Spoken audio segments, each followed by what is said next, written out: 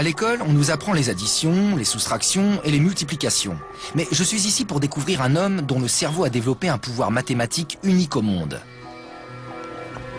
Je suis venu pour étudier le cas de Scott Flansburgh, qui prétend être plus rapide qu'une calculatrice. Je vais tenter de comprendre comment un être peut fonctionner aussi différemment.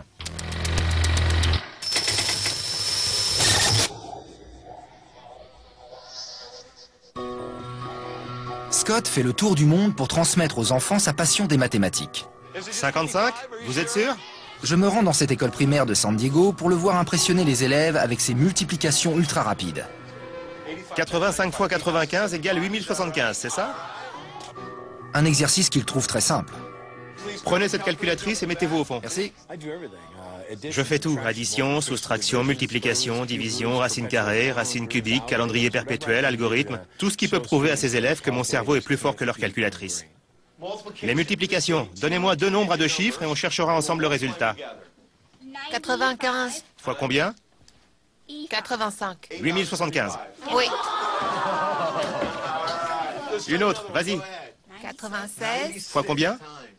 63. 6048. Étonnamment, Scott donne le résultat avant même que j'ai eu le temps de saisir les chiffres. 43, Fois combien? 99. 4257. Ok, on continue. Il bat la calculatrice à tous les coups. Bonne récréation à tous. Content de vous avoir rencontrés. Les facultés de calcul mental de Scott impressionnent peut-être les élèves de primaire, mais moi, je veux en savoir plus sur son super pouvoir. Comment s'en sortirait-il face à de vrais mathématiciens? Je l'emmène donc à l'Université d'État de San Diego, au département mathématiques, pour voir ce que les spécialistes pensent de ses capacités. Les étudiants et professeurs semblent douter que Scott puisse battre une calculatrice. Ce dernier décide donc de leur faire une démonstration de son incroyable talent, en calculant le jour de la semaine de n'importe quel événement historique. Si vous avez une date qui vous a marqué dans votre vie, comme un mariage, une naissance... Pour cela, Scott réalise plusieurs calculs complexes en moins d'une seconde. Commençons par vous. Vous avez une date spéciale? Le 1er octobre 1944. C'est votre date de naissance? Oui. Le 1er octobre 44 était un dimanche. Vous avez eu 18 ans en 1962 et c'était un lundi. Exact. Voilà, ensuite? Le 18 août 2007. C'était un samedi. Ensuite? 22 mars 1983. C'était un mardi. Personne sur Terre ne peut battre Scott à ce petit jeu. Ensuite? Le 16 décembre 1980. Mardi. Le 2 juillet 1986. Mercredi. Les étudiants sont visiblement impressionnés. Maintenant, j'aimerais savoir s'ils peuvent rivaliser avec Scott. Est-ce que certains d'entre vous seraient d'accord pour affronter Scott? Qui se sent de le faire? Oui? 4 mathématiciens armés de calculatrices et d'ordinateurs portables peuvent-ils égaler les formidables facilités de Scott? Vous pouvez utiliser vos calculatrices, ordinateurs, téléphones, appeler votre papa ou votre maman, ce que vous voulez. Nous avons une série de 10 problèmes. Scott sera opposé à cette équipe de l'Université de San Diego et à leurs calculettes. Tout le monde est prêt? Nous allons commencer par des multiplications de deux nombres à deux chiffres. Prêt? Les nombres sont 39 fois 78. 302. 3042. 3042, c'est exact. Scott a répondu le premier. 249 divisé par 7. 35,571428. Correct. Ok. Scott calcule plus vite que n'importe qui dans la pièce. Une racine cubique. 314 432. 68. Correct. La base non nulle est 32 32. et le nombre est 67. 9 9 1 6 2 3 3 3 1 0 0 3 7 4 3 4 5 0 1 5 6 8 6 5 3 5 7 0 2 7 6 9. Plus le défi est compliqué, plus Scott se montre rapide. En partant maintenant avec une base de 0 et un exposant de 10, le nombre est 48. 9 6 4 4 4 1 9 2 4 2 8 3 4 3 6 3 0 4 4 2 2 4 8 0. Je confirme. Très bien. L'examen est terminé. Impressionnant. Merci, monsieur. Alors, comment vous sentez-vous après cette défaite? Tout petit. Oui, et minable. Que pensez-vous de Scott? Est-ce vraiment une calculatrice humaine? Je dirais que oui. C'est un phénomène particulièrement rare. Il ne doit pas y avoir plus d'une demi-douzaine de personnes dans le monde capables de faire ce que Scott a fait aujourd'hui.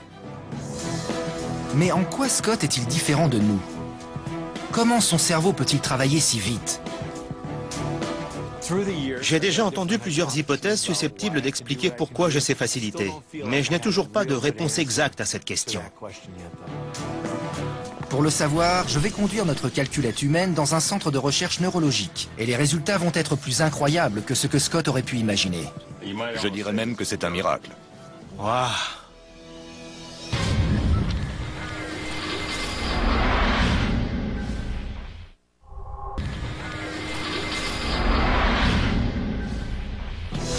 Je m'appelle Daniel Browning-Smith et je suis un super-humain. Ma quête d'autres personnes extraordinaires m'a conduit à San Diego, où la calculatrice humaine Scott Flansburgh a impressionné des mathématiciens grâce à ses capacités incroyables. Prêt? 249 divisé par 7. 35,571428. Vous êtes la personne la plus douée que j'ai jamais rencontrée. Je vais maintenant accompagner Scott chez un grand neurologue, le docteur David Hubbard. Bien, je vais vous expliquer ce qu'on va regarder. Le docteur Hubbard veut utiliser une technologie de pointe pour scanner le cerveau de Scott en temps réel, pendant qu'il exécute des calculs. Nous verrons ainsi comment et où il réfléchit. Mais d'abord, je veux que le docteur Hubbard voie Scott en action. On efface la calculatrice. Dans les écoles, les enfants pensent que j'ai mémorisé les réponses, mais ce n'est pas le cas. Je vais donc vous demander de saisir un nombre à 2 ou 3 chiffres qui va devenir notre nouveau zéro. 27? Quel nombre voulez-vous ajouter à ça? Le 62? Ok, on obtient donc 89 et ensuite 151, 231, 275, 337, 399, 461, 523, 585, 647, 709, 771, 833, 895. Comment faites-vous ça? Pensez-vous que les calculs sont inconscients ou préconscients? Dès que je suis connecté, ça s'enclenche. C'est impossible. Vous ne pouvez pas faire ça. Je dirais même que c'est un miracle. Le docteur Hubbard est maintenant convaincu et veut découvrir ce qui se passe dans le cerveau de Scott. Mais pour qu'une expérience soit valable, il faut d'abord des données de référence. Mon cerveau va donc passer au scanner pendant que je réalise quelques calculs mentaux.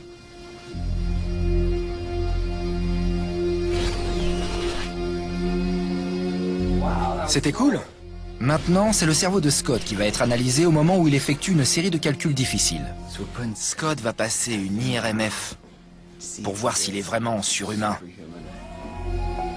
Alors que l'expérience commence, le docteur Hubbard m'explique ce qui, selon lui, se passe dans la tête de Scott. Il pense que c'est en rapport avec une partie du cerveau appelée R44.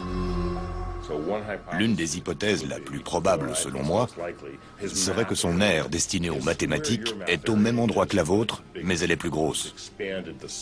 Son aire 44 est plus développée, c'est du moins ce que je pense.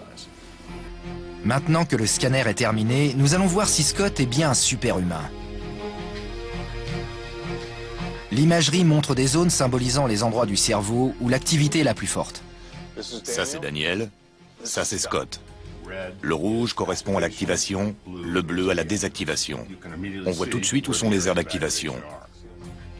Étonnamment, pendant qu'il calcule, le cerveau de Scott est moins actif que le mien. J'ai choisi cette zone pour signaler une observation générale, à savoir que le cerveau de Daniel est plus actif que le vôtre. Intéressant. Je pensais que vous utilisiez l'ensemble de votre cerveau pour faire des mathématiques. Je n'imaginais pas du tout que son cerveau était plus actif. Ce que j'en déduis, c'est que pour vous, c'est facile, un peu comme une seconde nature. Exactement. Une seconde nature, c'est presque inné. La facilité avec laquelle le cerveau de Scott peut exécuter des calculs a surpris le docteur Hubbard lui-même. Mais il y a une autre découverte encore plus étonnante. Les deux aires principales qui sont censées s'activer sont l'aire 44 de Brodmann, l'aire de Broca, Oui, ça me parle. et le lobe pariétal. Et ce dernier est très actif. Ça, c'est l'aire 44. D'accord. Le cerveau de Daniel est donc conforme à ce qu'on aurait pu attendre. C'est celui d'une personne normale qui fait un test de maths. Bien, maintenant jetons un coup d'œil à votre aire de Broca. Chez vous, on voit une zone qui n'est pas la même que chez Daniel. Nous voyons que cette aire ici est très active, très intense, mais très localisée. Pour Scott, c'est une révélation. Au lieu d'être ici, c'est là. Chez Scott, l'aire dédiée aux mathématiques a migré vers la partie du cerveau qui contrôle les mouvements.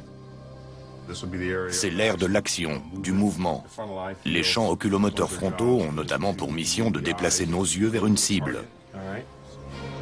Cette aire cérébrale s'exerce elle-même à réaliser des mouvements très complexes et quasiment inconscients. C'est peut-être cela qui permet à Scott de calculer aussi rapidement. Votre aire dédiée aux maths est sortie de l'ère de Broca. Peut-être pour une raison génétique ou congénitale. Et c'est peut-être l'explication. Vous faites des mathématiques dans une ère un peu plus haute que celle généralement utilisée par le commun des mortels. Waouh. Comme moi, Scott Flansburgh a l'air d'une personne tout à fait normale. Mais derrière l'apparence se cache un don génétique rare. La calculatrice humaine est à mon avis un super-humain. Stanley sera-t-il d'accord avec moi? Cette faculté mentale dépasse les capacités d'un être humain ordinaire. Et c'est ce pouvoir de l'esprit qui est parfois négligé dans la quête des êtres superhumains.